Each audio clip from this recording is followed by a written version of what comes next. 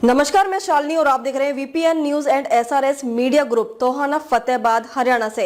Rigveda international school में 2 दिवसीय project प्रदर्शनी का शुभारंभ पहले दिन बनी आकर्षण का केंद्र।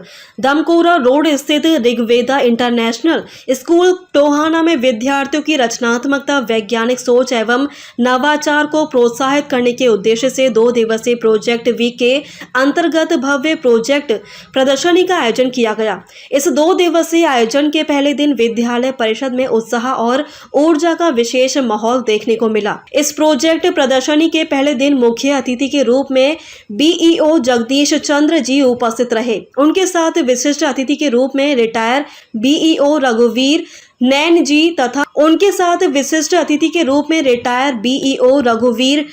जी तथा विभिन्न विद्यालयों के प्राचार्य गण सुनील बंसल जी, इंद्रजीत कौर जी, सुमन लता जी एवं मंजू गौतम जी ABRC भी उपस्थित रहे। अतिथियों ने विद्यार्थियों के प्रोजेक्ट्स का निरीक्षण किया और बच्चों की प्रतिभा की भूरी भूरी प्रशंसा की। इस प्रदर्शनी में विद्यार्थियों ने अपनी प्रतिभा का शानदार प्रदर्शन करते हुए विज्ञान, गणित, सामाजिक विज्ञान, पर्यावरण, तकनीक एवं कला जैसे विषयों पर आधारित अनेक प्रोजेक्ट्स और मॉडल प्रस्तुत किए, जिन्हें देखकर उपस्थित अभिभावक एवं अतिथि अत्यंत प्रभावित नजर आए। इसमें विद्यार्थियों द्वारा तैयार किए गए आकर्षक मॉडल एवं प्रयोग मुख्य आकर्षक रहे। बच्चों ने जल संरक्षण, वर्षा जल संचयन, भूकंप सुरक्षा प्रणाली, सड़क सुरक्षा, आधुनिक यातायात व्यवस्था, स्मार्ट ट्रैफिक सिस्टम, स्वचालित मशीनें, आधुनिक सिंचाई पद्धति, DNA आधारित मॉडल तथा दैनिक जीवन को सरल एवं सुरक्षित बनाने वाली तकनीकों पर आधारित कई उपयोगी और प्रेरणादायक मॉडल तैयार कर उनका प्रभावशाली प्रदर्शन किया। विद्यार्थियों ने विज्ञान की जटिल अवधारणाओं को सरल रूप से प्रस्तुत कर अपनी समझ और कौशल का परिचय दिया।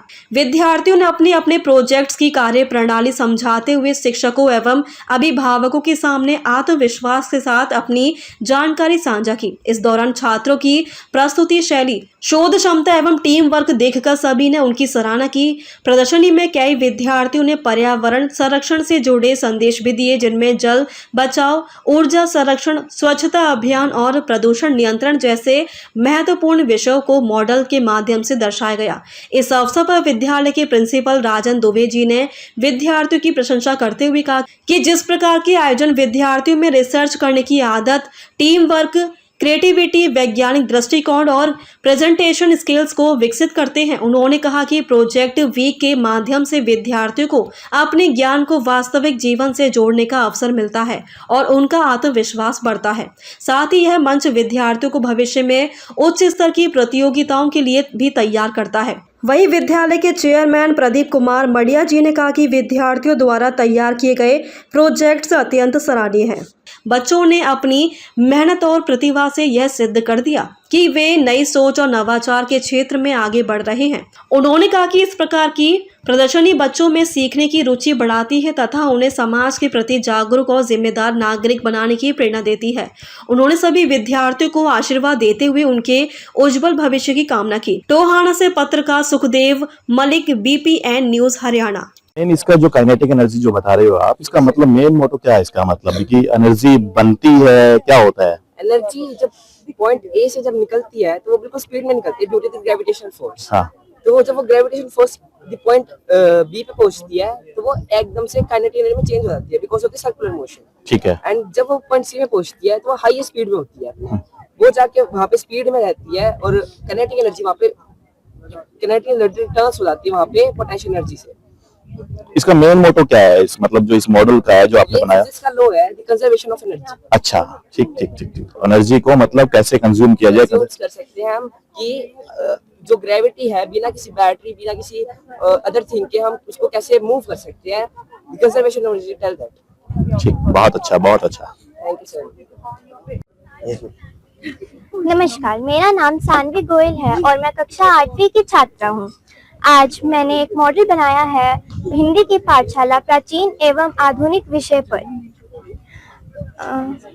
मेरे मॉडल में एक तरफ प्राचीन गुरुकुल दिखाया गया है जहाँ शिक्षक और शिष्या पढ़ाई कर रहे हैं और दूसरी तरफ आधुनिक हिंदी पाठशाला दिखाई गई है जहाँ बोर्ड और ग्रुप एक्टिविटीज द्वारा पढ़ाई हो रही है।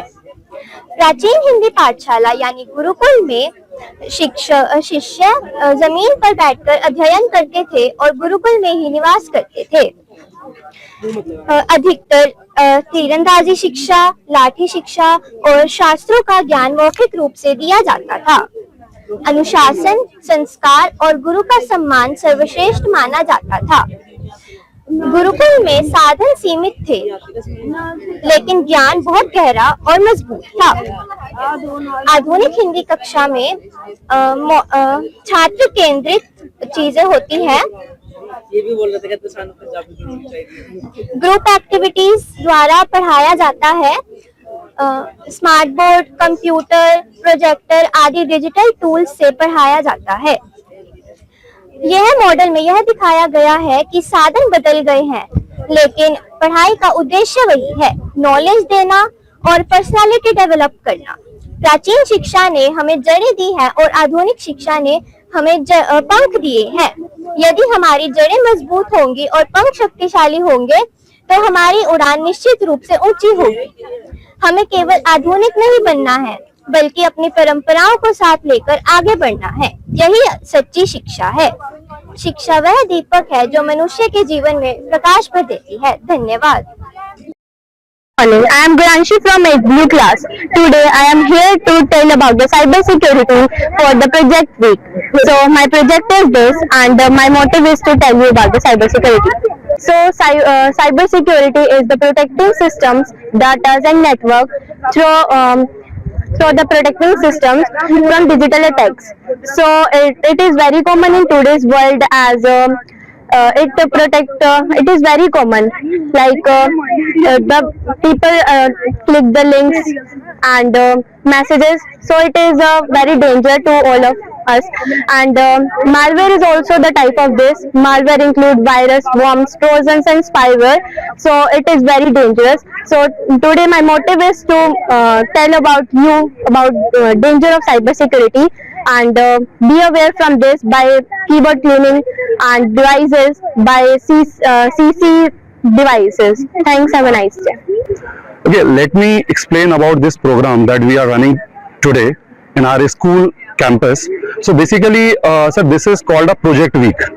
In this project week, basically students from 6th to 9th are going to participate, and they are covering the different aspects, different subjects rather I should say, that like social science, like science, English, Hindi. So they are covering basically these subjects. Now they have already crossed the limitations of the bookish knowledge. Now they are moving towards the experiential learning. When I talk about experiential learning, that means they are making working models, live projects that you can see from different subjects, right? So today is an era where academics need to be integrated with the competition, and competition will only be cracked when they are able to understand in a real life. अगर हम बात करें तो artificial intelligence का दौर चल रहा है, and this generation is called as Google generation. Now Google generation is also an old concept. Now it is ChatGPT generation, where within a minute they are able to find out ocean of knowledge, right? So they are well exposed to these kind of technologies that are coming on a regular basis, and on that basis only that practical education is provided in Rigveda International School, where not only they are mugging up the concepts which are given in the book, but also they are living the concept by practical exposure. देखिए, मैं metro cities से start करूंगा। आज metro cities के अंदर जिस तरह की एजुकेशन प्रोवाइड की जा रही है, अगर टोहाना जैसी सिटी में भी वो एजुकेशन पेरेंट्स को मिल जाए तो इससे बड़ी बात क्या होगी। जहां तक बात है पेरेंट्स की या स्टूडेंट्स की, मैं तो सिर्फ एक ही बात कहना चाहूंगा कि ना सिर्फ आज साइंस एग्जीबिशन, बट पीछे भी अगर हम ऋग्वेदा की लेगेसी को देखें तो we will find that these kind of activities are often done in our school on a regular basis, right? Apart from that, we are also running Arship program, that is Rigveda School Integrated Program, where we are preparing students for the competitive exams like IIT JEE and NEET examinations, which are very, very popular examinations in our country, and everyone wants to crack it. With the expert faculty, we are providing this in the small town like Tohana only.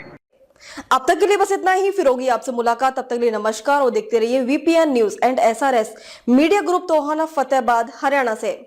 ऐसे ही latest update पाने के लिए हमारे channel को subscribe करें और तुरंत notification पाने के लिए बेल आइकन प्रेस करना ना भूलें। यदि आप हमें फेसबुक या इंस्टाग्राम के माध्यम से देख रहे हैं तो हमारे पेज को फॉलो जरूर करें। धन्यवाद।